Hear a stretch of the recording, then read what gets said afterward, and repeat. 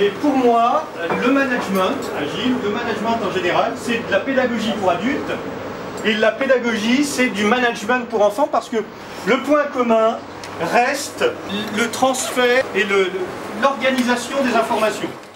Et ce qui est important en tant qu'enfant ou en tant qu'adulte, c'est d'obtenir un maximum d'informations et de savoir les organiser par émergence, par analogie, et donc être capable de réussir n'importe quel travail. Et ce que je demande, c'est que les rédactions des élèves ou les travaux en grammaire soient cohérents. Et s'il y a des erreurs locales, elles ne sont pas très importantes. Ce qu'il faut qu'ils aient compris, c'est l'ensemble, globalement, ou de la rédaction ou de la grammaire. Donc là, la salle est en cercle. Donc c'est un cercle avec au centre tous les manuels scolaires. Les élèves peuvent aller chercher de la documentation au centre, retourner à leur place. Ils peuvent travailler à 2 ou à 3 dans ce cadre-là. Et puis quand un élève me pose une question, il se tourne vers moi, je demande à l'ensemble du groupe qui le regarde s'il n'a pas une réponse à lui apporter. Écrivent 3 choses. Je leur demande d'écrire ce qu'ils souhaitent pour eux, pour cette nouvelle année. Qu'est-ce que vous souhaitez pour vous? Pour l'école ou en dehors? Deuxième chose, qu'est-ce que vous souhaitez pour votre famille ou pour vos amis, les gens que vous aimez? Et troisième chose, qu'est-ce que vous souhaitez à la classe que vous êtes en train de créer cette année? Et ils écrivent, et ensuite on le colle comme ça. Je ne vais pas essayer de tout contrôler, parce que je ne suis pas Staline ou c'est pas Orwell, 1984.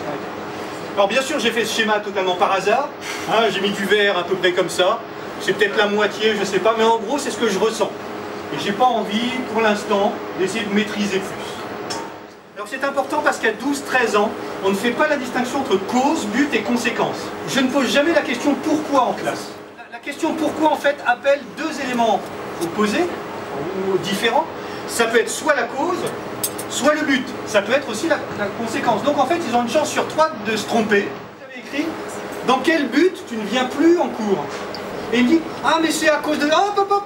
Je t'ai pas demandé la cause, je t'ai demandé le but.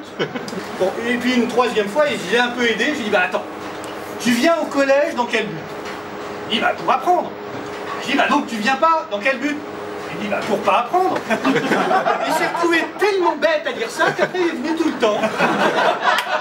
Les enfants, quand ils demandent, mais pourquoi il pleut?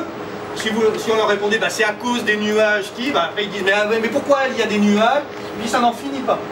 Et quand un enfant dit, mais pourquoi il pleut? Si vous dites, c'est pour que les fleurs poussent, et il répond plus rien, il est content. C'est très pratique. Pas trop en colère, et j'ai fabriqué ce que j'appelle un papier de colère, qui est affiché dans la salle de classe. Il est affiché à dispo, et je leur montre au début. Je prends le papier, je le déchire dans tous les sens et je le jette. Et à ce moment-là, rien que de me voir faire, ça les rassure. Donc le D pour le hasard. Vous faites 1, vous avez un infinitif, vous faites 2, c'est un participe passé, vous faites 3, c'est ES. Et donc, je donne la phrase, les élèves jettent le D donne la réponse. Voilà, bon, je calcule le nombre de points. Ah tiens, t'as eu 2 sur 20. Alors ils sont pas contents, évidemment. Ça leur plaît pas d'avoir 2 sur 20 parce que c'est le D qui a choisi. Mais c'est ce qu'ils font. Et donc, le but, c'est une élève ici. Et le hasard a gagné, il a eu 6 sur 10. Toi, t'as que 2 sur 10 sur ton bulletin. Et voilà. Il fallait réfléchir.